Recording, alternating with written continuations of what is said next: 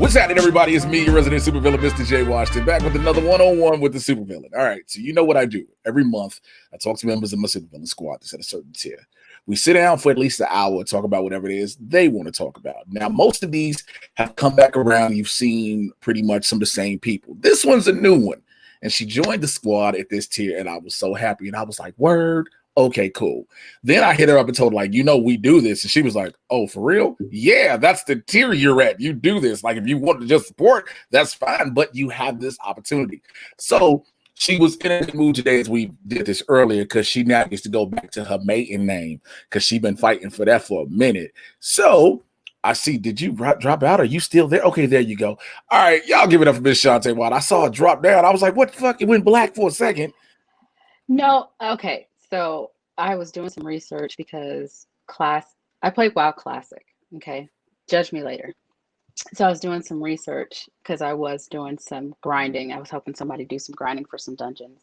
So I had to tab over, close that, and then pop back over. Because I'm on my iPad, I'm not fancy. I don't have cameras like the professionals do. First of all, I'll tell you something. These cameras came at a very long struggle. This shit here this is a borrowed camera for a moment where I'm trying to hope this nigga say, I don't need it. This is one of these cameras that's like, I wanted to get one and I've been looking at the prices and I've been like, I could donate enough blood and maybe I'll get this, but it's been cool. So how are you?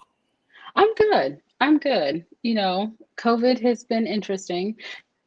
Not a big change for me, really, because I work from home, but I mean, it is what it is. See, you see how you sound? You said, I work from home, so it is what it is. You just get to be, and I can say the same because, again, doing all this internet stuff. But again, when you have to, I really ain't going nowhere. I just thought about it. I had 2 actual in-person auditions I've gone to throughout all this. Everything else has been me setting up a black sheet in the background, my whole backdrop, moving lights and putting the camera up and like self-taping. So that's literally what everything's been for me. And taking all this shit down and then doing Focus T25 workouts like Winston and I did before. That's more exciting than me. You're not doing, everybody don't want to be abused by Shaunte. I think that's the biggest thing. Like, everybody ain't trying to have a grown man yell at you through your screen where you can turn off. Like, that's like... That's why I do Pilates. It's very zen. It's quiet. It's slow. The lights are low. I did Pilates Enya's in the background. I did Pilates one time, and this was like years ago. This is when I still lived in Chicago, and we got to or mat Pilates. Oh, I don't fuck if I know there was machines and okay, then that was Reformer Pilates. That's the real Pilates. Okay, go ahead. Yeah, we did all that, and because we were our radio show, we would do a lot of sports stuff, and so we reached out, and then they were like, "Yeah, you guys want to come and take a session, and then you can record it." And so we did that, and I felt like Big Baby Huey at the time because I was way bigger, trying to do Pilates. I was dying. Like, in retrospect, when I think about it now, like back in the day, when I was still wrestling and everything and just working out, I was under the belief that, I can eat what I want because I'm just hitting these weights. I'm good. I didn't realize that ain't true. And so I was around here like, I'm doing Pilates. I'm good. I was listening for dying. And now it's like I can do the shit I do with Shaunte. I'll do yoga with Adrian every now and then, which, was really a hard thing to tell my homies back home that I'm doing yoga because, like, these niggas looked at me like I was weird. I was yeah. Go ahead. No, I think yoga's great. I like yoga. I like weird shit. So I like the Pilates. I like yoga. I'm trying to get into acro yoga. So that's like the acrobatic. It's acro yoga. It's like the acrobatic form of yoga. You have to have a partner. What the fuck is yoga already? Ain't it acrobatic? Like, you already got to twist and turn and like how much? But you have it's when you're with someone and you're doing acro yoga, it's cool because your bodies are working with each other. So you doing some circus shit is what you're saying? Yeah. So the shit I've been like, yo, this dope in the circus is like, yeah, for $79.95, y'all can sign up for classes yourself. Okay, that's pretty much. I want to get into that. But I mean, Pilates, we used to have some guys try to, jump in the Pilates classes. And I like the level one classes. It's a nice little warm up, bridging, all that fun stuff, working on your core. And we have some guys show up and they last like half a class and they're tapping out. I mean, it's hard, but it's great. It literally takes 8 classes. 8 classes, and you'll start to feel a little bit more limber. Like I shattered my left foot. So I have this Frankenstein scar on this about this big on the side of my foot where I don't go out to the club. I not anymore, but I went, it was I one New mean, Year's. nobody's going to a club right now, technically. I mean, I'm sorry, unless you in Atlanta or Texas, because these were in Florida. I know my friends are in Atlanta and they forever at the club, and I'm like, the COVID cooties. But I went to the club and drunk people are drunk people, and I got tackled by a dude, and it was New Year's. Yeah, he was drunk. He was mad drunk. Yeah. So I went off the curb one way, my body went another way. I tore my tendon in my calf from my arch all the way up to my knee. I shattered I shattered some bones. I had a grape-sized chunk just floating around in there. So yeah, I wore a cast for like 2 years. I had to learn how to walk. I still can only run probably about 4 to 6 miles, and I'm hurting the next day. But yeah, I have metal anchors and stuff in my foot. Oh, I got some photos. You'd be So surprised. my biggest question is, did you shoot this nigga? Like, My friends that were with me, they tackled him. They handled him. tackle him, shoot this nigga. Like, everything. Look, I was in Macon, Georgia. If you know how country Macon is, that's the hood capital next to Fort Valley in Georgia. That's a whole nother level of country ghetto. So That's that's got to be a hellified way to ring in the new year. Like, you partying at a club, you like, we finna kick it, and then all of a sudden you wake up January 1st in a hospital in Traction, talking about some, well, I thought I was going to walk into the new year. Clearly, I ain't walking in this shit. Like, I'm limping in this bitch. Yeah, it sucked because when I went to the ER, they just said that I tweaked something. So they just gave me a soft cast and went about my day. And then I wasn't feeling any better. And my doctor kept putting me off. And I ended up seeing a podiatrist, a podiac, I can't even say it anymore, but a surgeon of the feet. yeah. And he said that my foot didn't set right because I had broken bones. So they had to break your foot. And I've given birth naturally twice, and I would rather give birth through my nose than do that ever again. It was that painful. I've heard of people having to have a bone. I get why they're trying to do it, but it's just so weird when you hear them say, so we're gonna have to re-break your shit to set it. Like, how do they re-break it? Like, I called a friend who came over, and I just said, cover my face, and I tried to put headphones in to drown the noise out, because to hear your own bones break, that's. Oh, they had you awake? I was half in, half out. I have a tendency to wake up under anesthesia. I've done it a lot. I did it with my wisdom teeth.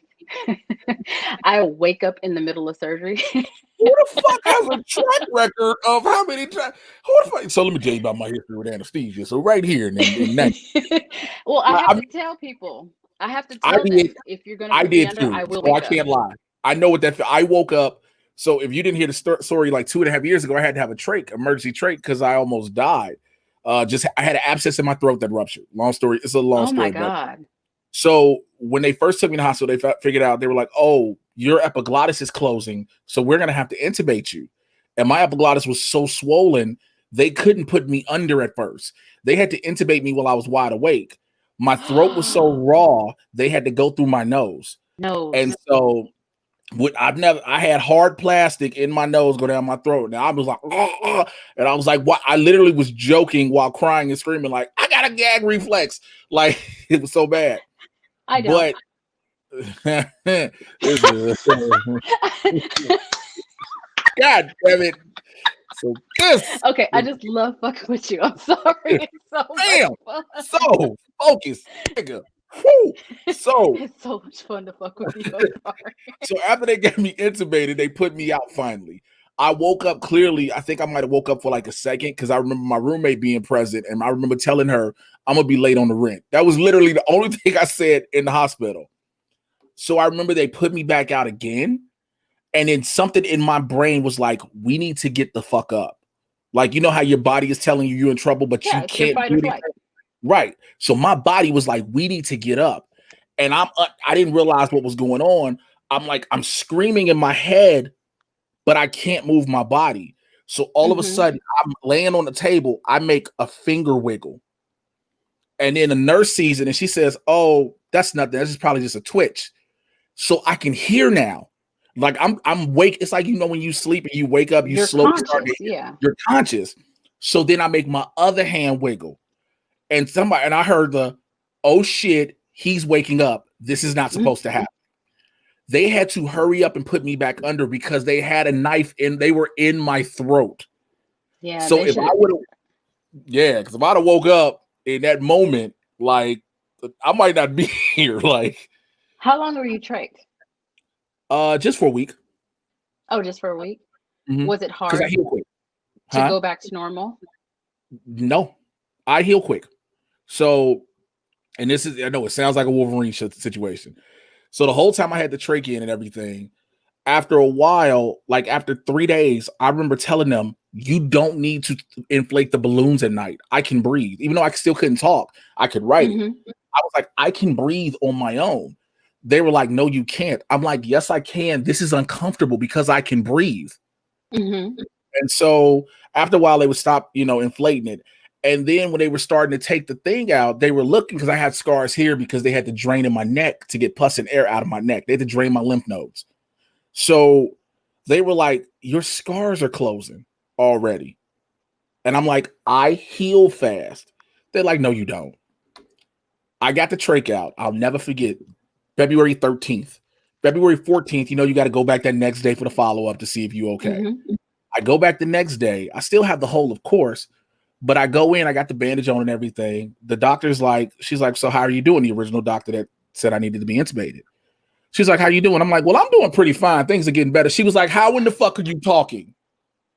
I was like, "I heal quick." She was like, "Yeah, even if with the hole, like even with it closed up, you shouldn't be able to talk as good as you can talk." So she looked in. I'll never forget. She looked and she was like, "The inside of your hole in your throat is almost completely closed." Bitch, I heal quick.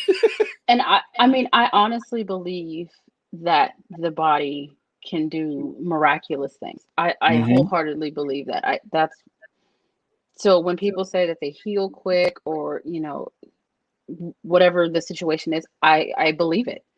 I mean, I think we don't give the body enough credit. No, I don't think we do give, just not even, especially if you have the whole mind body connection thing. If you're one of those that you're really in tune with your body, you're in tune with with everything that goes on within your system. I wholeheartedly believe it. I believe it. I just you got to be able to will. Like, they say you can will yourself. If you can have control of your body, like, that's the thing, to be able to have control while I'm under anesthesia and being able to say, no, my fight or flight being like, no, this ain't right. Wake up. Because we're so used to moving, but don't realize, oh, we're being held down. Because I remember after I finally woke up, after being in surgery, when I finally woke up in the ICU, I woke up and I was like, I had nothing in my nose or nothing. I didn't have anything in my nose or my mouth. I just had something in my neck and my arms were strapped down. And I was like, oh, I've had that. So they strapped me down while I was asleep. And I woke up. But again, as a black man, the first thing I wake up to is I'm strapped down. I'm like, fuck this. I am trying to break the hospital bed. They had to run in there, was like, stop. And I couldn't, because I couldn't scream. I was so pissed. I was like, I said, give me a piece of paper. And I wrote, what the fuck happened to me? And they told me everything. And they said, we had to strap you down because you kept trying to take your tube out. I was like, huh? But that's your body telling you something wasn't right. Yeah, they was like, you, That but they, here was the best part, real quick. This is the best part. They said, not only were you kept trying to take your tube out, we didn't realize how strong you were. You would not let anybody hold you down. Like they had grown men trying to hold me down. They said, your body was fighting them off. I said, yeah, bitch, you damn right, boy. he's like, you goddamn right. Ain't no punk. Goddamn right. Ain't no, you know, I'm laid up in traction and shit damn there, but like I ain't no bitch. But yeah, like you said, it's amazing how resilient the human body it can be. Like when we see movies and hear different things about people saying fight to stay or fight to do this, you literally have to, because if you literally give your body that clue to give up, it will. Yeah. You know, It's so I remember just a vague, well, not a vague memory, but I've been deployed a couple times in my life. My first deployment was actually Y2K. It was in Saudi Arabia. That's a And hell of a place to be, to think everything for the shut the fuck down. Yeah, you know, no, everything shut down at midnight. Where you gonna be at? Saudi Arabia? Okay. but you know what? Actually, Saudi's legit. I Really? mean, we had beautiful. I mean, where we were at, we turned it actually back over to the Saudis, but we were in Prince Sultan, PSAB, which was right outside Riyadh, and Riyadh is a gorgeous city. I'm a big fan of the Emirates, but Riyadh is this actually pretty dope city.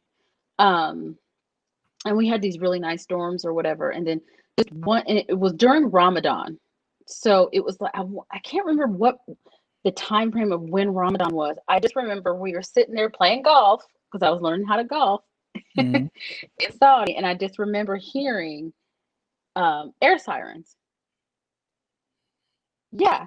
So I'm out here in shorts, you know, some a pair of kids, or I think in the Vans. I'm always wearing Vans, and some stupid shirt that I was wearing. And I mean, I remember just running like my life depended. I ain't never ran. I'm not a fast runner. I got my granny gait going. That's just how I run, unless it's a PT test. But I mean, I remember like that whole fight or flight, you know, and I was just like, at that point, I think my son was like 10 months old, 11 months old at the time. So he was Mm-hmm. my parents in California out here, and I'm like a grillion miles away. And I just remember that fight or flight, just get up and run, go, go, go, go, go. And I mean, the damn glasses, golf clubs, everything. I just remember just running like the wind, bullseye, trying to get the hell out of there and Was just everything good, or diving. was everything good, or was everything anything happening, or Well, I think something did happen, but you know, because it's Ramadan and we're a bunch of Americans in a foreign country, and you know how Americans are. Well, you know, the reputation of Americans yeah, overseas is that we have no respect for, and we don't. anybody else's culture at all? We don't. As I can tell you, I can't even count how many times Americans have ruined it, you know, when I was overseas. But yeah, I just remember having that fight or flight moment, and then that, you know, that adrenaline rush, you know, that takes over, and it's incredible. It's incredible what the body can do, you know, when you think, okay, shit, is this my time or not? And if not, you know, I'm not gonna just go out like no punk. I'm gonna fight my way out of it. But Right. I just remember diving in that bunker and just sitting there and just we're sitting there looking at each other like, oh shit, we got no gear, we ain't got nothing, you know, no guns, no gear, no helmet, no Oh, nothing. I'm like, is this shit about to hit the fan? What we about to do? Yeah, I mean, it's happened a couple of times. You know, I've gotten pulled over by Saudi police once because I was a female driving off base, and you're not and supposed they to did do that. not. Yeah. No, What did they no, say? no. I got okay. So where I was at, KSA was it's the operational side, and then the rec where we lived. So it was two Yeah. different bases. But Al's garage, which was the operational side, it was all separated by this highway. So you had to go out the gate, make a left, go down, and then eventually turn right into through the serpentine into the gate for Al's garage. I was making a left in a bus, and I was by myself with no male escort, no nothing, but I had a radio. So I had like, hey, I'm getting pulled over. I need some guys here ASAP. And I mean, these cops came out of nowhere, just lights and sirens, fully armed, just coming out of nowhere. And I was just like, and that was the one time I went without a sidearm, because normally if I went anywhere, I always deployed either with an M9 or with an M16 or M4 or even something bigger. But yeah. She a shooter nigga. That's what that Oh means. yeah. Like, Oh yeah. That's what I tell she, people. I tell people, and I say it all the time, because the current state of America is just completely fucked up. But yeah. these Proud Boys talking all this shit. I'm like, come to the house. Come to the house. I have a night vision camera out front, and I'm fully loaded from the front door to the back. Play with me if you want to. I am not the one. I've told, but like I'm you heard me say it on Blurred today. I'm like, y'all gonna fuck around with the wrong peoples. Like, damn, that I've heard you hear about how Saudi was just recently they started letting women drive, I think it was. But yeah. you would hear how a woman couldn't be out without a male escort. And again, if it's their culture, you can't say anything. And so now you gotta be, hey, fuck over here. Like And I that's got remember even going to like KFC in Riyadh because we had to wear the full habaya. We had to have male escorts, and there's a female entrance, and then there's a male entrance, and you don't interact with the two at all, especially if you're not married or you're not familiar. No, and I understand they're a very traditional country. It's not my place to judge. right. However, it was very different. It was Well, I very think I different. told a bunch of friends of mine about that because we'll always because they'll say, "Well, this is how shit is," and blah blah blah. I'm like, yeah, that's how shit is here. I'm like, other countries have their own set of rules and regulations of how they do things, and we aren't allowed to say anything about it because it's not us. Like, but even like depending on the Emirates, it's completely different. Dubai is probably the closest thing to America as you can get, in the Middle East, because I mean, they rich in that bitch. oh yeah, I heard I heard that's like that's what you call real money over there. Like when like Bentleys are taxis and stuff like that, and it's me. yeah, I mean, I was there. I went a couple of times because I went just to go get, people some nice gifts and things. Yeah.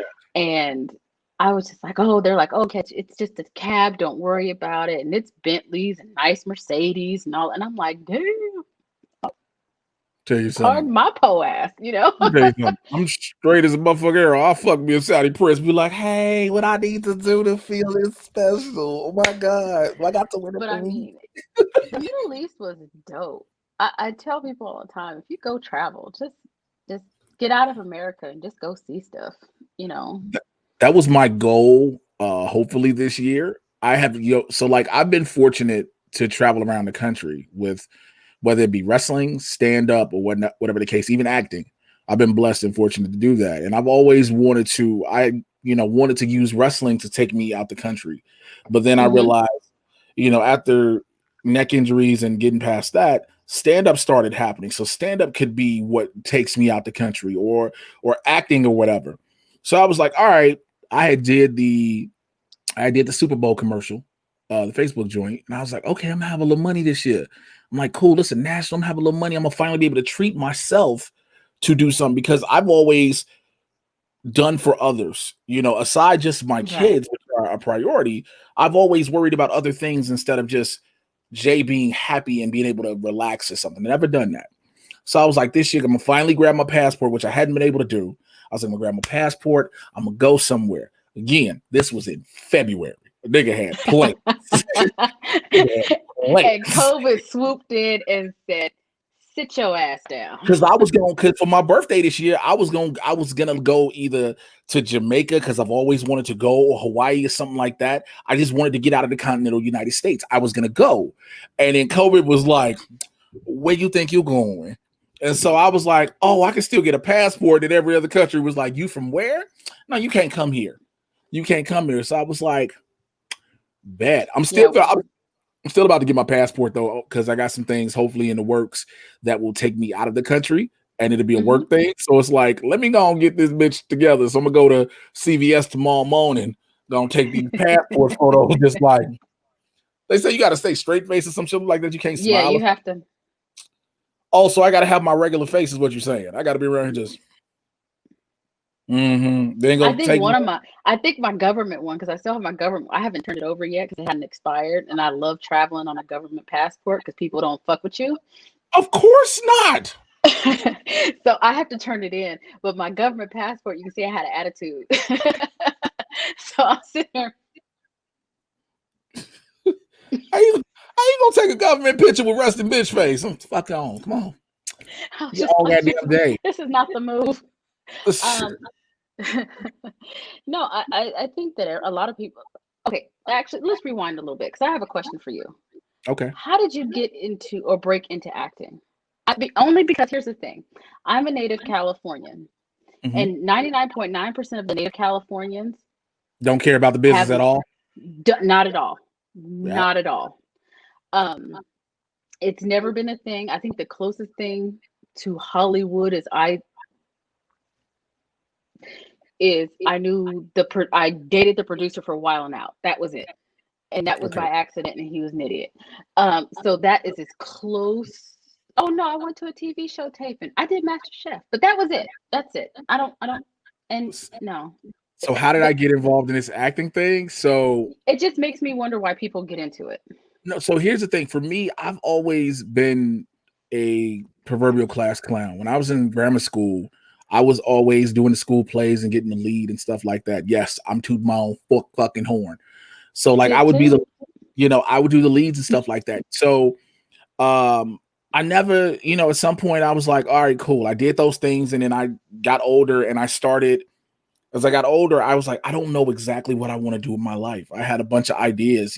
I'm smart, but I'm funny, but I can do this and that. And I was just like, wherever school will take me or whatever, Mm-hmm. right? Well, then I got into pro wrestling. And once I started, one of my best friends, he's still my best friend to this day. He lived across the alley from me and he introduced me to a training school. And I remember going down there. They were like, it's 2,500. I was like, I'm not doing that. He was like, well, if you spend $2,000 at one time, I was like, who the fuck you think you're talking to? And so that didn't happen. So I'd always loved wrestling. And so this is how it all plays. I get to learn how to be a wrestling character. I get to learn how to Mm-hmm. act and be a character on top of learning wrestling moves. But I've always had this mouthpiece. So like if I needed to talk, all you need to do is give me the points to talk about, and I can do that. Okay. So 2009, I remember I was working 2009, 2010, something like that. I was working for a chiropractic company in the medical billing department, and we got free chiropractic services. And I remember the first time I ever got uh, X-ray. I remember the chiropractor. It was a sister. I'll never forget this because she was like, "Come in for a second." And you, as a black woman, know anytime somebody say, "Come in for a second," it's never good. It's never good, right? Well, So no. she was like, look at this. And so she showed me an x-ray of my neck, and my neck looked like it was good. I saw my skull, saw my spine was going like this. I was like, oh, my spine's straight. I'm good. She was like, your neck is supposed to be like a backwards C. Yours is going straight up and down. I don't know what you're doing, but you're going to have to stop. So I didn't tell her I was a pro wrestler. I didn't tell her I was taking steel chair shots to the head. I didn't tell her I was doing all this crazy shit because I didn't want to lose insurance. So stand-up started happening more. So what happened was, through stand-up, I met a dude named Scott Allen who had an AM radio show in Chicago. Random dude. He said, I'm going to introduce you to my agent. And at the time, I was like, okay, whatever. Met his agent. His agent was like, you need headshots. And I bullshit you not. I told my girl at the time, hey, grab this camera. We're finna go outside in the park. You finna take some pictures of me for headshots. I bullshit you not. These were the most lowered expectation nigga from Drew Hill looking headshots ever. I need to Ever. see those.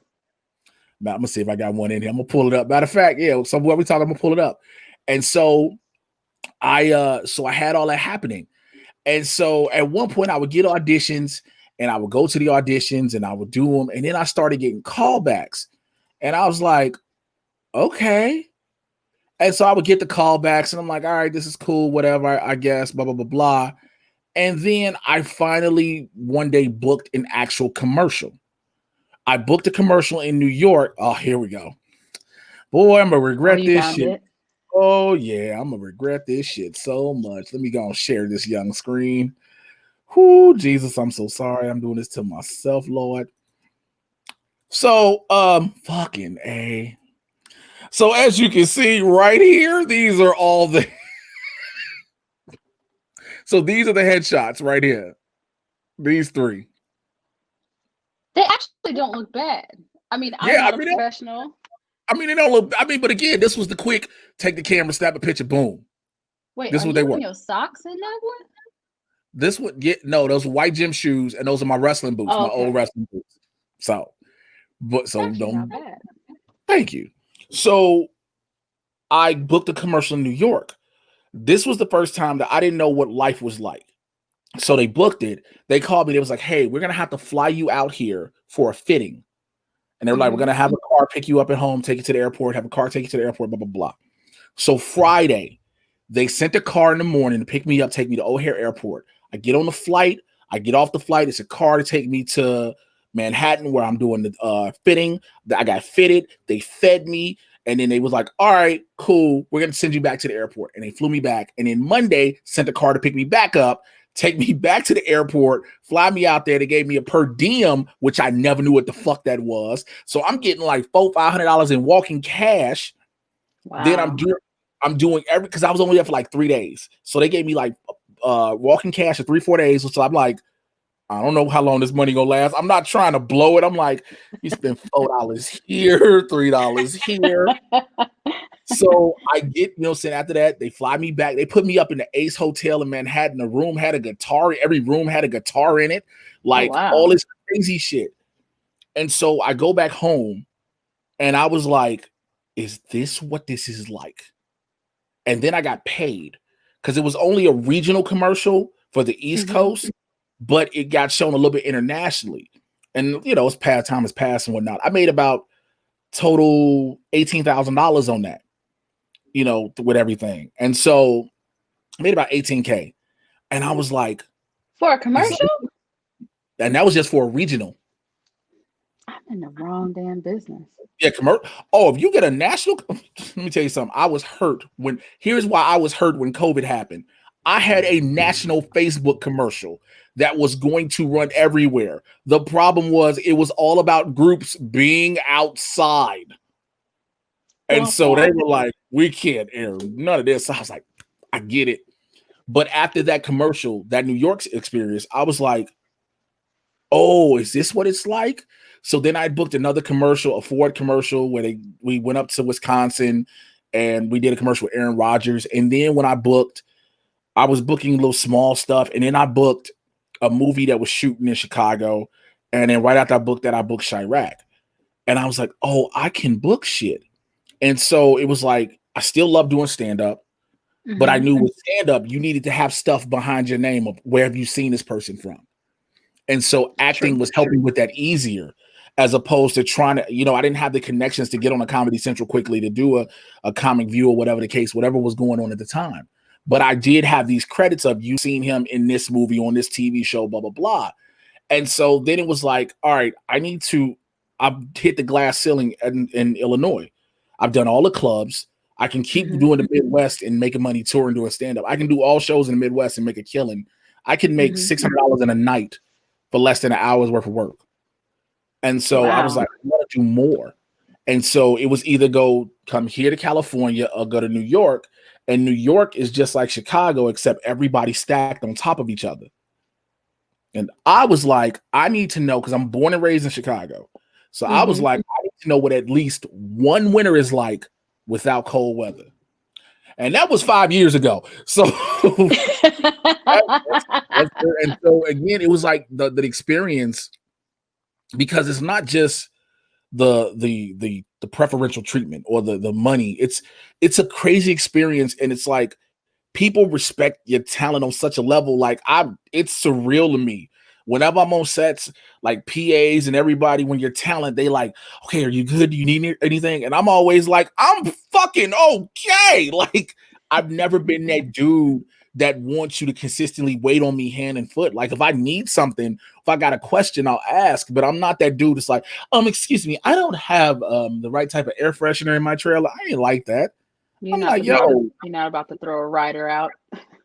Nah, these are only supposed to be blue M&Ms. Like, I'm not gonna do that. You know what I'm saying? And so it's always just nice to, when you're on a set, you feel for that moment that what you do truly matters, because now it's a bunch of people who are excited that you're here, and you're like, wait, me? Me here? You happy for me? Like, it's a bunch of other, like the little movie I just did, the little role I just did in this movie a couple weeks ago. Everybody was like, yo, we so glad you did this. I was like, nigga, I just was yelling in ad libs and cussing people out for 2 minutes in my audition. That's all I did. And they were like, no, but you know how to act. Because then when I did the scene, they were like, yo, you can do things and you can give a delivery that makes it look so real. And I was like, so. Can I ask something else? I'm sorry. This is so that's the purpose. Hold on, let me let you in a secret. That's the purpose of this. This is for you to ask me whatever. So what's the audition process like? Because I hear you and Winston talk about you have different, you have auditions, you're reading scripts, you're doing this, that, and the other. I've had 3 jobs my entire life. I was in the military, I was an assistant for like a year, and now I'm back in my original career field, in aerospace. So again, I'm fascinated with what other people do, because it's an experience that I haven't personally gone through. So you sound like me. What? I say you sound like me. I'm always intrigued by what other people do that I never would do. I'm always fascinated. Yeah. I mean, I'm fascinated with what other people do, because again, I've only had 3 jobs my entire life, and I'm 42 years old. So my experience. I've had way more jobs than I can count. My actual job resume is 8 pages long, where I was like, yeah, we can't do that, because they'd be like, you don't have stability. But no, for like auditions, it's weird, because it's always your agent or manager will send you audition. It tells you what time, what the project is, first and foremost, what the character name is, what's the breakdown of the character, what they want the character to be like, and then like any other notes, if you got to do a slate where you say your name, height, where you're from, all that. And then you get the script. And then you got to read the script over. And it's like, you'll know just your lines because of whatever the character name is. But what I had to learn was, I couldn't just read the script and say, okay, this is the line before me, so I need to know this line. This is the next line before me, so I need to know that line. You have to know what the scene is. You have to know literally what everything is going on in the moment. So it could be me trying to deliver a funny ass line, but at the moment it's serious. It's like people about to die, unless the role calls for me being funny. And so a lot of times with scripts, and Winston and I go through this, where you're doing the takes repeatedly, and you get frustrated at yourself because you're like, fuck, I think I got this. And then, you're like, well, let's try this again because you slipped up here or you didn't do this there. And it's little monotonous shit. It's real tiny stuff. It's like real minutia, but it's like, it'll irk you because it's, for lack of better words, trying to be a perfectionist, because you got to be perfect almost when it comes to an audition, because it's not just for you. You know what I'm saying? You haven't hit that point in the career where people are just like, this role is for you, if you want it or not. It's not. We want to see you and X amount of other people. So you got to do what you can. And so it can be frustrating. And I think the biggest part is when you have certain auditions, and Winston and I always say it, when we be like, yo, these can be life-changing ones. Like if you have something that's like, yo, you can be the lead in the show or lead in the movie where it can literally change some things, you're stressed because after you send that audition off, that's it. There's no taking it back. Especially when you're doing it on a self-tape, it's like, once I hit this submit, that's it. It's all in Beyonce's internet now. Like, yo, whatever Lord Hove decide to do, like it's literally that. As opposed to, even when you're in a casting office, they see so many people, so it's hard to always try to gauge if they liked you or not, because you're Mm-hmm. trying to focus on me. I'm super analytical. I'm super analytical no matter what. And I'm very observant of everything. So if I'm reading a scene with you, that I have to literally look at you. The camera's here. I'm not paying attention to the camera. I'm looking at you, but I also see whoever else is in the back. They writing something. You know what I'm Mm-hmm. saying? I'm trying to see they taking notes. So I'm trying to pay attention to you while my peripherals on this. I'm staying focused on the scene. I got to make sure the camera sees me perfectly. It sounds so simple and just like, but you hear how it drives people crazy because there's so much you're putting on it. You make so much riding on one thing. And that's why I had to learn, once I do an audition, no matter how big or small the role is, once I do it, that's it. I don't worry about it anymore. Because I So can't at tell you that, how it's many like you let go and let God. Yes, literally, because I can't tell you how many times I've done auditions where I knew if I got this, it was gonna change some shit, which it would have. And I was just sitting here, literally watching the phone and refreshing emails. You know, they always say a watch phone never rings, and so Yeah. I'm doing this for days and days until I'm finally like, okay, clearly I ain't hear nothing, and I'm constantly doing that. And at that point, it's stressful. It adds stress on you that you don't have to have. And so now it's like, this is what it is. I've looked at it. I've looked it over. I've edited. I've made whatever I got to do. The person I read with 9 times out of 10 is Winston because he's acting actively as well, so he can give Mm-hmm. me good advice. So I'm like, he thinks it's good. I think it's good. We're good. Boom. Let's send this off. If it happens, it happens. It doesn't, it doesn't. And I've sent off, in the past, just through COVID, I've had more self-tape auditions during COVID than I think I've had open just in person in a year. Wow. And it's so weird. It's so weird. Again, I understand what the situation is now, and Mm-hmm. they're like, the thing is, it's with the acting game, because of course, like you said, you're native California. A lot of people aren't from here, myself included. We're all transplants. But when shit shut down, a lot of transplants went home Yeah. because they were like, well, I can't do what I came here to do, so why am I here? Well, that was a good and bad thing. It was bad for them, good for me, because now it opens up roles because it ain't that many people competing anymore. Right. So now it's an easier shot. But again, even though you know it's an easier shot, the odds are a little bit better. It's still a headache because now the odds get better for me as an up and coming actor. But then you have these established talent who are just getting a phone call and an email asking, do you want this role? And now you're just like, fuck, I'm fighting over that. Like I almost had a couple of pilots, but I lost them to name talent, which I was like, I understand. But then the pilot didn't get picked up, and I was like, look at God. And so I panic kicked in. It's like God told y'all, if you'd asked the nigga, you'd have got picked up. But it can be very stressful. I mean, like you see a lot of actors when they get to a certain point, they are real bougie and annoying, and some of them, because again, for some, they didn't really have to work to get where they were. A lot of people we see are grandfathered in somehow, some way, a family member, a Yeah. friend, The whatever. legacy names. Yeah. A The legacy legacy man. names. Yeah, but then you Especially have like some who had to if you're work their one of ass those that, off. yeah, especially if you're one of those that grew up, like my parents moved. I'm from LA. I don't Okay. think we ever talked about that. I was born in LA, raised in LA until I was about 11. Mhm. And my parents were like, we don't want you to be in the whole LA thing. My parents didn't want us to be around it. They didn't like it. So they moved us inland to where it was more suburbia. Mhm. So, every time, I'll go to Hollywood because I still have friends that live in Hollywood. A lot of my, British friends, they live in LA. They live in Hollywood. For some reason, everyone wants to live in Hollywood. And now I was everyone lives in the smart. I valley. saw Hollywood and I was like, no. And now people live in the valley, which is funny because I remember when the valley was like, oh, you live in the valley. Wow. Can't visit you. Because that was literally the thing. It's like, oh, you grew up Thousand Oaks, oh, Simi Valley.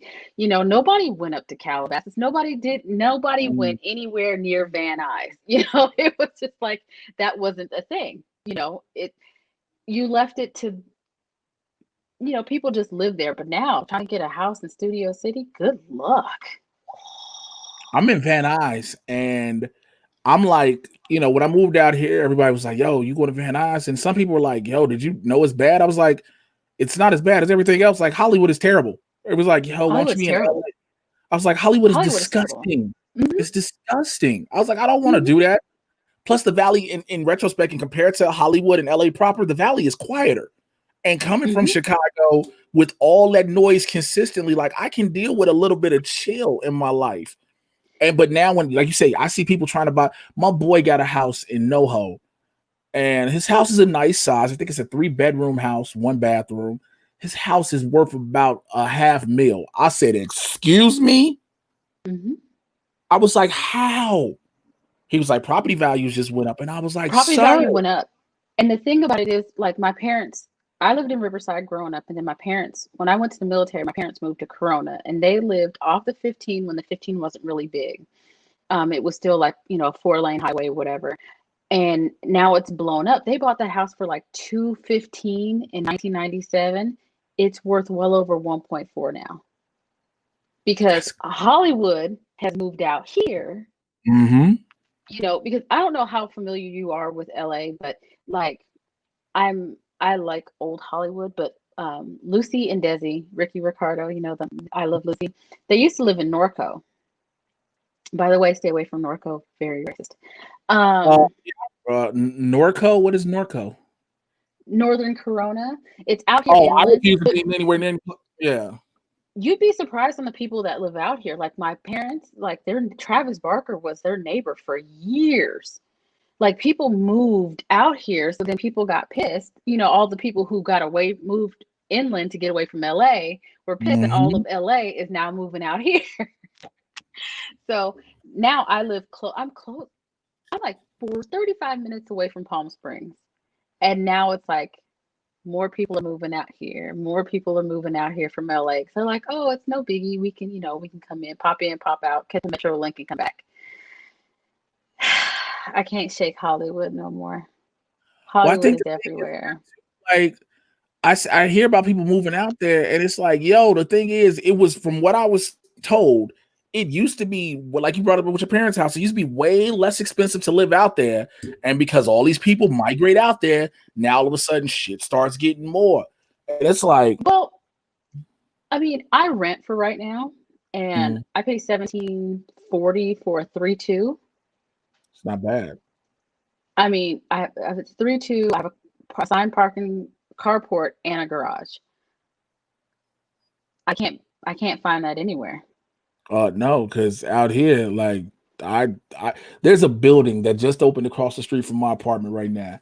And I remember my roommate and I were looking at the signs when they first started putting it up. They were talking 3,400 for a 1 bedroom. I said, "Yo, I know the neighborhood. That's not possible."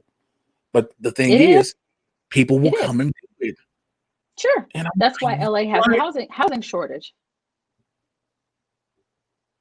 Which it technically, that's the crazy part. Like LA, you see all the homeless people and you hear about this housing shortage, and then you watch them building new high rises and apartment buildings, and you're like, who the fuck gonna live in them? But then you see people come in. But now during this whole COVID situation, it's like, what are you gonna do? Well, you know why we have such a homeless problem? Because if you think about it, there's no place other than Florida where you can go where the weather's great 365 days a 5 year. days a year. So you can Yeah. sleep outside and be perfectly fine. Where you can't do that in Vegas because it does snow, Mm-hmm. and it does get really, really frigid out in Vegas. Because You Vegas is in can't, the middle of the desert, and people forget that. yeah. I'm not a fan of Vegas. I've I'm been not a to fan. Vegas one time, and the only time I went to Vegas is when because me and my buddy, we drove here in the car that I used Hmm. to have. And that was the only time when I drove through Vegas. We stayed the night in Vegas. That was the only time I'd ever been to Vegas. And I was like, oh, this is just a lot of fucking lights. Hmm. Like, I It's don't it's get hot the as hype. hell. I used to live there. I lived there for 3 years, and that was Mhm. I got the hell up out of there. I left the country. I hated it so bad. It was just That's so fucked up when you're like, I hate this city so much. I'm leaving the And country. guess Like, where I not just the went? state. Saudi Arabia, for what I'm gonna guess. No, South Korea. I just But I thought, what the heard fuck South it went to Korea is Seoul. dope. But I heard Fuck, I, fuck I yeah, it heard is. South Korea is so dope. Seoul Yeah. is amazing. Seoul is, you don't really need a car. You can take the train, you can walk. I mean, the people are dope, the food is dope. I, I loved it. I loved it. And they have an entire island of penises. It was great. I'll send you the pictures. It's their version of Hawaii. It's called Jeju-do, and it's a little island in South Korea. It's their version of Hawaii, and they have all these little peanut. It's a fertility island. Had I known that, I would have never gone, but I didn't have to worry about that anyway. Um, and it's literally little statues of little penis heads all over the place. It's hilarious, hilarious, but it's fun. It's a lot of culture. I mean, I saw the Lion King. I ate at Sizzler, rode some roller coasters, threw some shit at the DMZ, and came on back. I'm That was the trying to. only time I felt comfortable doing white people shit. You went Like to I an went, island full of dicks. Okay, first of all, there's nothing else right now that just matters more than you comfortable doing white people. Where you go to the island of dicks? The island of dicks. Yeah, it's the island of dicks. Like yeah.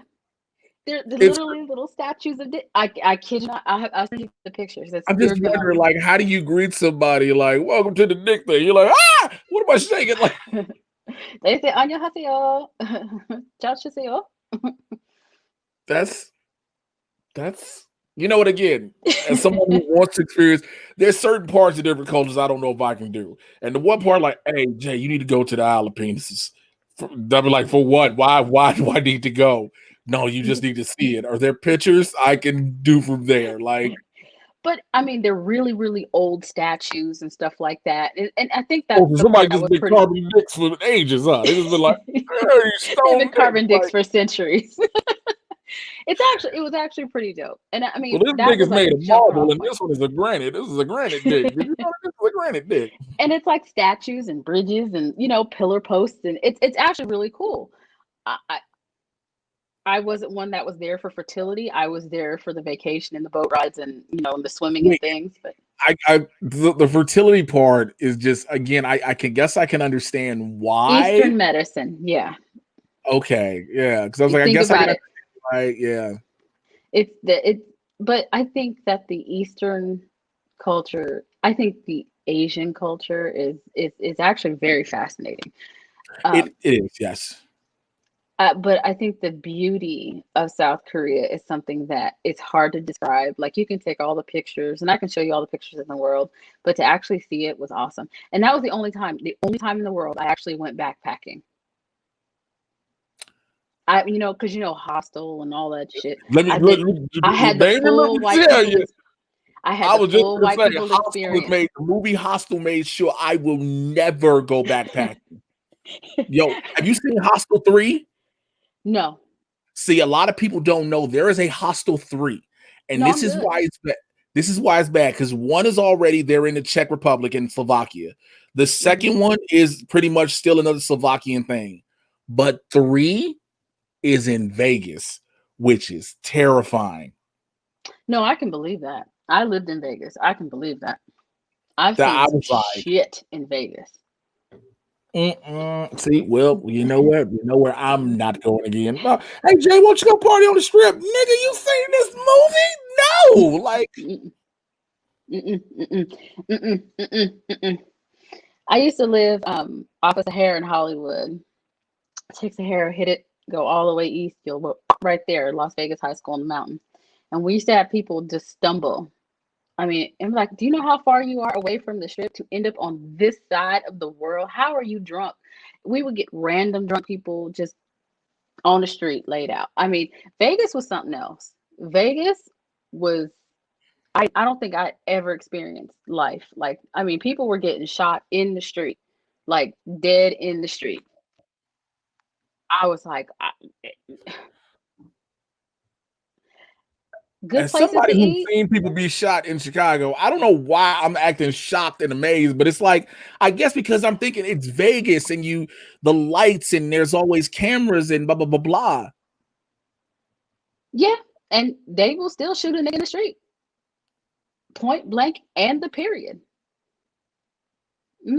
Vegas is wild. And it's not even just the strip. I lived in North Las Vegas, and North Las Vegas is crazy. That's why I was like, it's time to go. 'Cause I didn't work in Vegas. I worked an hour north of Vegas, so we had to take a bus up and a bus back because I was in a secure area.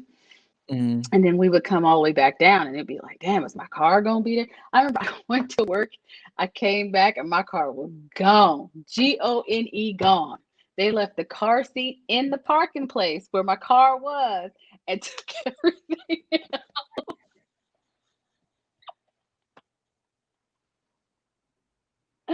I came back. I'm like, okay, I'm gonna unlock my car. I'm gonna jump in and I'm gonna take off, go pick up my son from school.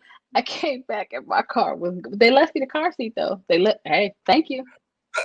Considering carjackers, like, no, she gonna need this. Hold on. Woo!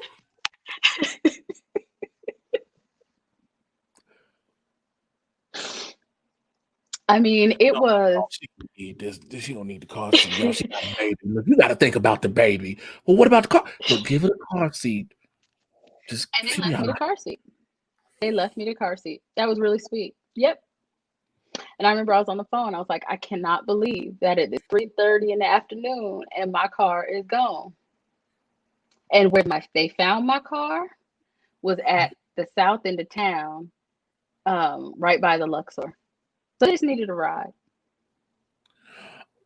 Oh, so somebody was just like, I don't feel like hailing a cab. I brought. Let me just.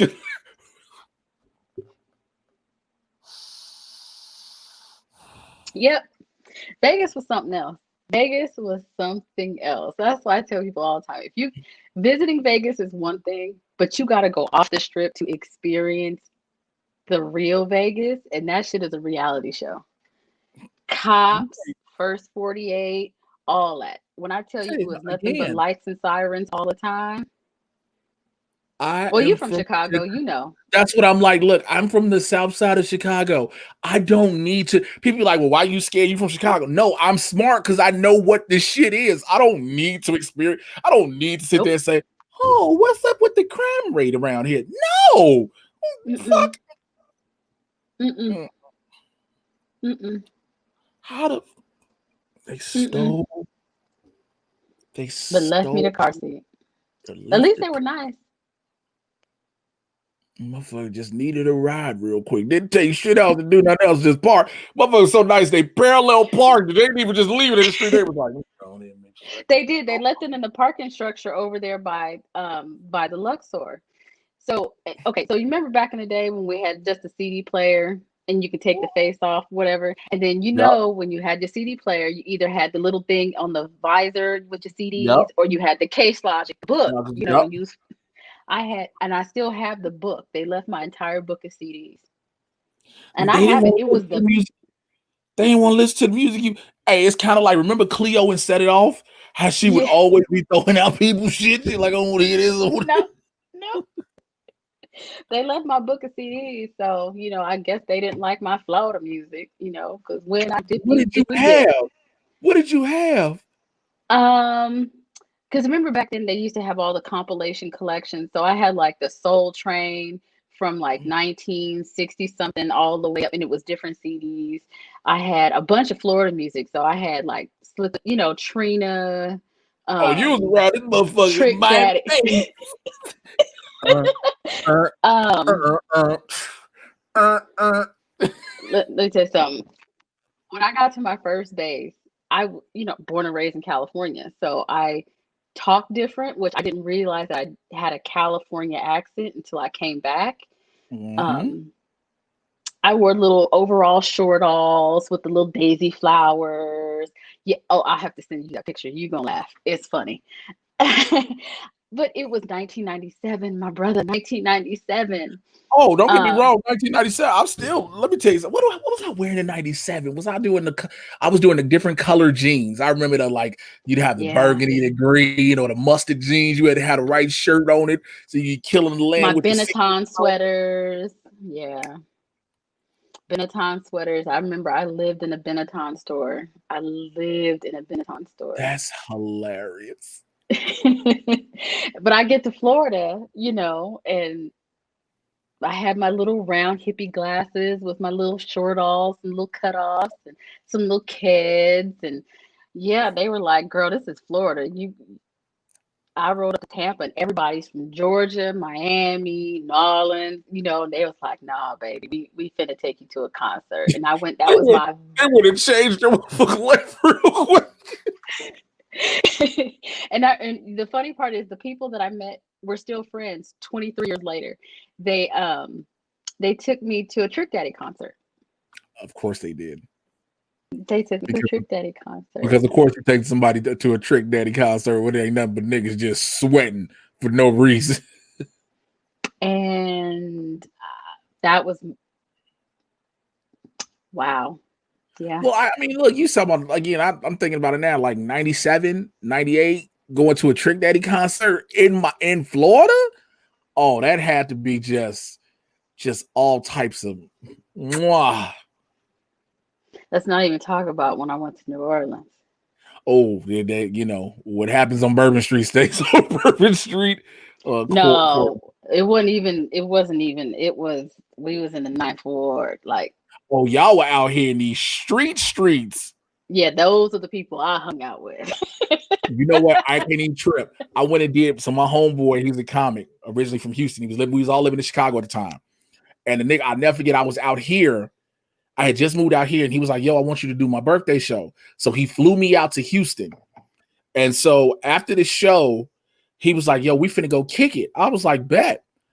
Niggas took us to the third ward in Houston. I was like, hey, what is this? He was Were like, they on horses? No, it was just it was everything. It was niggas with rims there. I was like, yo, what, why are we here? He was like, yo, you said we finna kick it. I was like, hey, bro, I don't mind. Look, there's the thing. Like, the nigga in me will kick it. You know what I'm saying? Don't get me wrong, but you got to let me know in advance. Like, you can't just spring. You can't just spring it on me like, hey, nigga, welcome to the block. I'm like, because I've had situations like when I go home to Chicago, like a lot of times I'll tell people, like I'll post up on my Facebook, I'm coming home, I'm doing shows, blah, blah, blah, blah. Right? So I'll make an announcement I'm coming home. So motherfuckers can know I said it. So if y'all didn't see it, that is between you and your internet, not me. Because everybody would be like, why you ain't tell me you was coming home? I posted it, you ain't see it, that ain't my fault. But a lot of people I grew up with, they still live around the neighborhood where we grew up. So they'll be like, yo, it never fails because the answer has never changed once. It never fails. They'll be like, hey, since you coming home, won't you come hang on the block? And I'm like, nigga, absolutely not. They'd be like, why not? I was like, nigga, because I have a thing called a life and a career. I want to keep those. Like, no, I'm not gonna go on the block. Let me tell you something. I'm from 79th to Winchester. I'm from the hood. I'm not finna go to the block just because all of a sudden some young niggas be like, hey, that's the nigga from TV. And he got somebody money. Get squirrely. Right. Somebody get squirrely and think I got money. Now, nigga, you robbed me. You mad at me because I really don't have shit. Like, you be like, what this nigga, I got a companion pass. I flew out here on a buddy pass. I didn't even buy my own ticket. What are you talking about? Like, I got a nigga in Southwest that got to make the reservation for me when I get to the counter. Like, and so when I had those moments, everybody like, yo, where you gonna be at? I'm like, I'm up north. I'm in a good safe neighborhood. So you guys can come up to the north side of Chicago. I'll be here doing these shows. And the crowd will be a diverse blend. It'll be all these people together. And you guys have a great time, you know. But they'd be like, yo, come on the block and kick it. I'm like, matter of fact, real quick, I was one of my good friends. He had a condo right like in the area by the University of Chicago where they started rebuilding the area out. It was by Washington Park, but the problem was where his condo was across the street where they hadn't touched just yet. Like, the condos were all new developments and all freshly built and everything. So all the building and everything was done. However, the rest of the neighborhood was like, So, like, some of my people be like, yo, where you at? I'm like, I'm out here. Where you staying at? I was like, at my buddy crib. They're like, where you staying at? I was like, 51st King Drive. They were like, excuse me? I was like, no, I was like 56. I was like, 56 King Drive. They was like, where? 56 King Drive. They was like, and you won't come on the block. I said, nigga, I don't go outside unless there is an Uber or a Lyft door. There is no reason for me to walk out. I don't need to be like, fresh air. Fuck this air. There's a window. Like, I don't need this in my life. Like, man, if you don't close this window, let's go. Man, like, so I know. So, like I say, let's say, like, I know when it comes to like people like, yo, let's go to these spots, and yo, I want to see the real part of a city. Like when I was here, when I first came here in 2015, in January, I visited in 2015. My boy was like, yo, it was me and a couple other comics. We came to do some shows at the Comedy Store. So again, we in West Hollywood. We up in the northern part of, we like in the Hollywood part. We kicking it. Then my boy was like, yo, I'm in town. Won't y'all come get me? And my other buddy was like, yeah, I got a car. I'm going to go get you. And we drive. And I was like, where are we getting this nigga from? He was like, he's in Compton. I said, excuse me? Again, you can't just spring this on a nigga. He was like, yo, you off the block. Ain't you okay? I said, nigga, I don't know if I have on the right colors. Like, because I didn't know. Oh, it's not that bad. All I knew from LA shit was red and blue. Like, if a nigga owned purple, they might leave him alone because he's confused. Like so my mom and dad. Okay, so my dad went to Crenshaw High School. My mom went to Centennial. My mom grew up off 121st and Slater. My dad grew up off 47th and Western. My parents are from the hood. Mm-hmm. So my grandma. I got you. My auntie live off of Mount Vernon and Crenshaw. So I'm my cousin's still out in these streets. Man. Okay, so on my dad's side, my dad has 1, 2, 3. It's 5 of them total. My dad's got 2 younger twin brothers, and he's got 2 older brothers. My oldest uncle, all of his kids have been to jail. None of them have gotten past the 5th grade. None of them.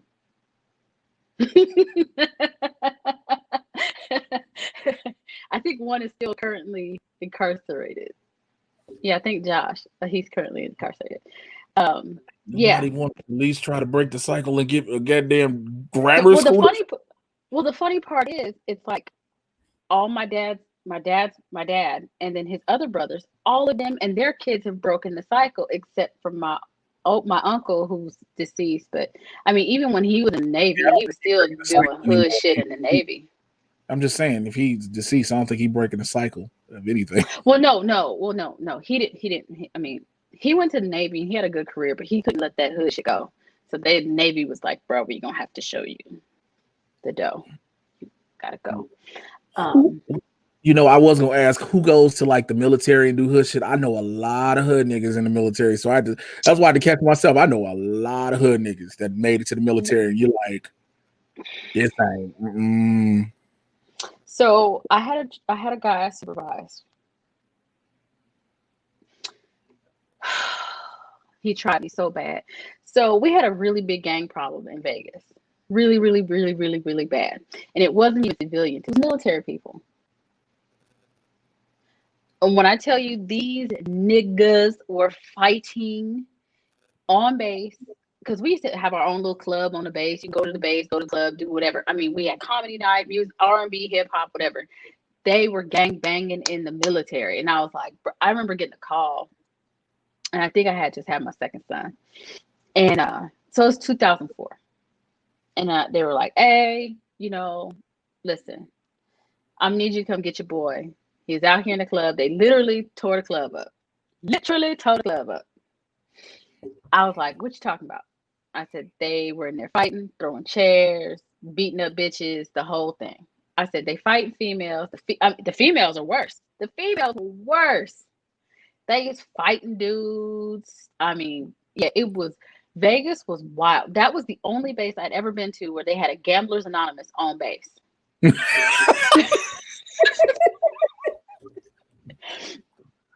When we had a guy that was the lead safety guy for the whole base. He was our safety guy. And I have to I'll Google the article and send it to you. he was literally robbing folks. Not just like I'm a, like stick, I'm taking wallet. No, he was taking boats, cars. He was robbing rich niggas. He was robbing people. He would go up in the middle of the night. He'd pull up with his truck, take and jack people's boats. Yep. First of all, what type of talent does it take to be in the middle of the night? I ain't finna get this nigga's boat real quick. But if you think about it, and I was actually talking to my girlfriend about it, the military kind of teaches you to do a lot of things. I mean, they teach you how to be quiet. They teach you how to shoot long range, short range. They teach you how to, you can tackle people. There's a lot of things that they teach you that you can apply to in real life. So what a lot of people talk about, I'm like, military people are the most fucked up people you can meet because they're usually either criminals, murderers. They're in some type of. But by the way, they've been trained. Mm-hmm, But again, here's my biggest issue. You're in the military. You motherfuckers are a unit. Y'all together. If shit goes down, you got to fight together. But yeah, you niggas want to sit there and go Bloods and Crips. Like, what? Oh, don't forget about the car. At one point, you could be a white supremacist in the military. As long as you weren't open about it, you were good. And I've had my share of white supremacists, especially in North Las Vegas, is real bad. Vegas has a huge hub of like the Klan and all them other weird white boys with nothing better to do. Yeah, the most racism I've ever experienced was on the West Coast. In the Not military? when I was in Pumpkin Fart, Georgia. None of that. The majority of my racism I've ever experienced was in Vegas and California. Well, I've heard, so like everybody, people who are oblivious to the fact think that California is literally just San Francisco, Oakland, Los Angeles, and San Diego. People who are oblivious, they literally think California is just those 4 cities and that's it. When you tell them, California is a heavy Republican state. I keep telling them, I tell people, I'm like, yo, if it wasn't for the big states, the big cities that have the majority of the people that go blue, we would be red. It's just like Illinois, though. Everybody is like, oh, Illinois is a blue state. I said, no. Chicago is blue. It's blue. That's because I said the rest of that state is red as fuck. Mm-hmm.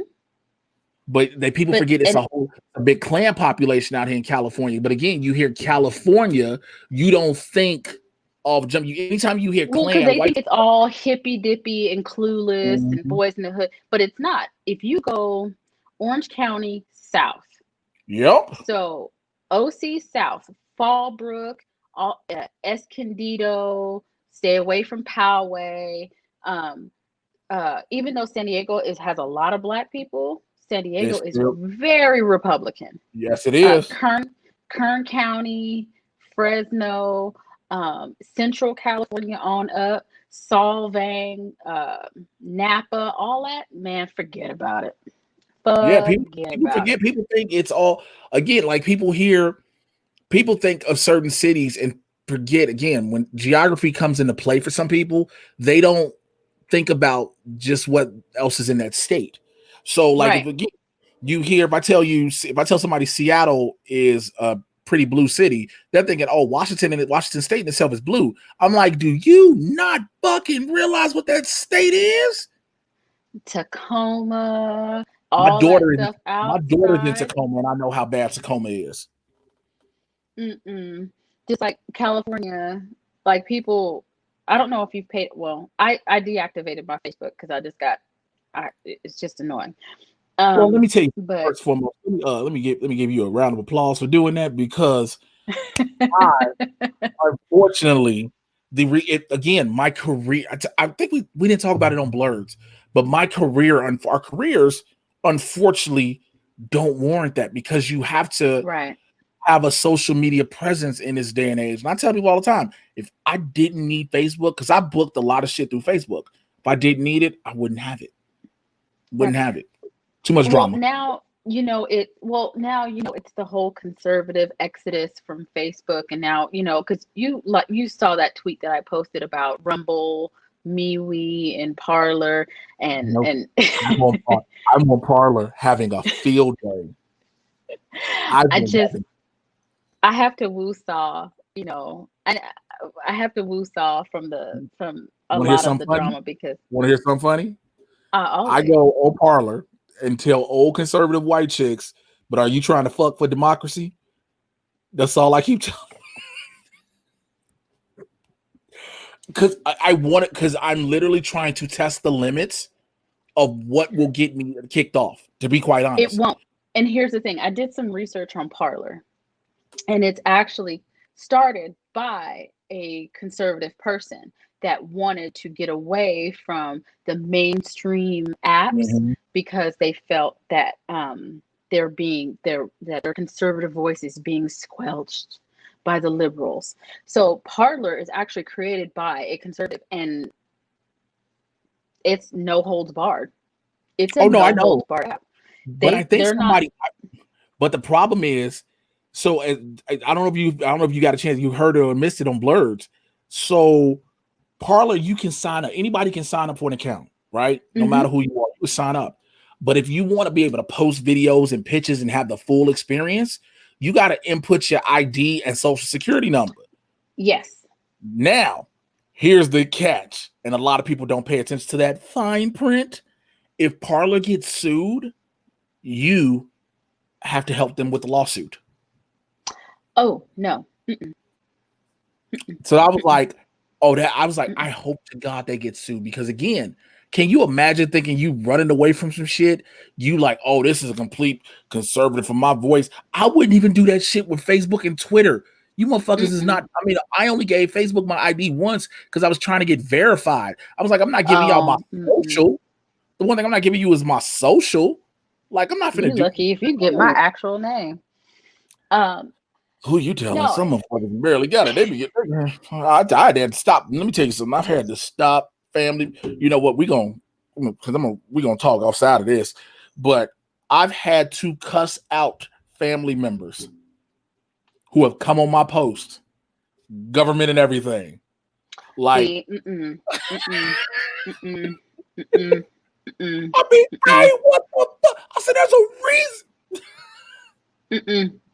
Don't be doxing me like that. So it's just funny how I don't know. Like I was talking to my son about it because my son was like, so if Trump win, are we going to Canada? I mean, are we where are we moving? Because my son is 16. He's like, I can't. Yo, It's a people wrap don't on realize this. this 4 years. I can't. So when Trump won, I was actually surprised. I was legit surprised. I mean, when Trump lost, I was actually legit surprised because Who I was you like, telling? I mean, a lot of I us think were like, when I what? saw each other's tweets back and forth on Twitter was like if because when he was winning, I was like, well, America's doing Well, what America does. yeah, because remember, I popped off on the popular vote because I was like, the fuck, America? Are you fucking kidding me here? Mm-hmm.